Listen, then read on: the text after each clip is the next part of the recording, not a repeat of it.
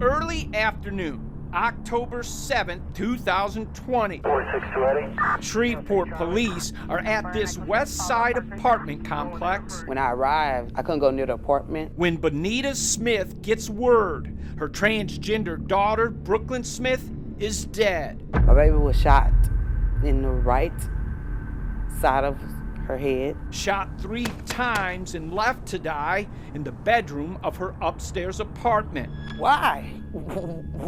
Why? Inside the apartment, a police report says officers find signs of foul play. And according to Bonita, They took my best friend. They scandalized my baby like piece of trash. Brooklyn's body is already decomposing.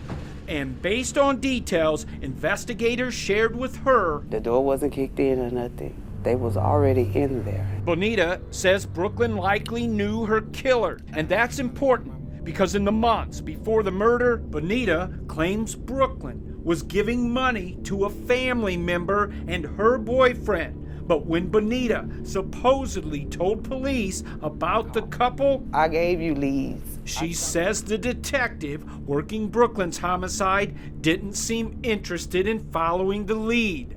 Now, 26 months after the murder, If he only knew how I felt. Bonita says Brooklyn's detective has stopped taking her calls. I feel like they don't want to solve my baby because he was transgender. Turns out Brooklyn's unsolved murder isn't an isolated case in Shreveport. She's one of 5 open cases where the murder victim was either transgender or cross-dressed, and police haven't caught the killer.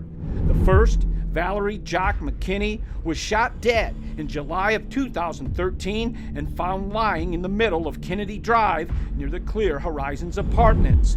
2 months later, in September of 2013, Terry Golston was shot and killed while hanging out near the intersection of Abbey Street and Pierre Avenue. Fast forward 5 years to August 2018, Vontasia Bell is shot and left dead on the side of Harrison Street in Cedar Grove. 2 years later comes the October 2020 shooting death of Brooklyn Smith in her West Side apartment on Bernstein Avenue. And finally, in August 2021, Brennan Pooh Johnson was shot multiple times and found dead in a car on West 74th Street. It's frightening that so many of these crimes remain unsolved. Tori Cooper is part of the Transgender Justice Initiative at the Human Rights Campaign. She says one of her fears with these open cases is victim demographics. Each person murdered was African American. They all identified or dressed as females, and 3 victims were 25 years old or younger. What you just described is intersectionality. And according to Cooper, the intersection between minority demographics and sexual orientation increases the likelihood of police prejudice against the victim, especially in the South. I will make sure to reinforce that I am a fan of the police. But with that being said, police officers are also human beings. And as human beings, all of us bring our own biases into work. I wanted to speak with SPD about the 5 open transgender homicides, but my request for an interview was denied. But in a statement, the department said, "Our investigators work all cases with compassion for their victims and their families and friends, regardless of their gender identity, gender, or sexual preference." This comes as violence against transgender people is on the rise. Over the past decade, the Human Rights Campaign has documented 256 transgender homicides in the U.S., 19 murders happening in Louisiana, and that includes the 5 open transgender homicides here in Shreveport and 1 in Bossier City. It's hard. It's been hard. It's been real, real hard.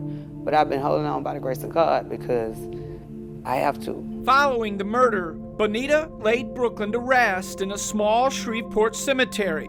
But for this grieving mother, That's my best friend. peace is hard to find because Brooklyn's killer remains free and Bonita feels police let the case go cold. But she's not giving up hope, believing God will give her the strength to carry on. I'm gonna fight till the end, to my last breath, for my justice for my baby.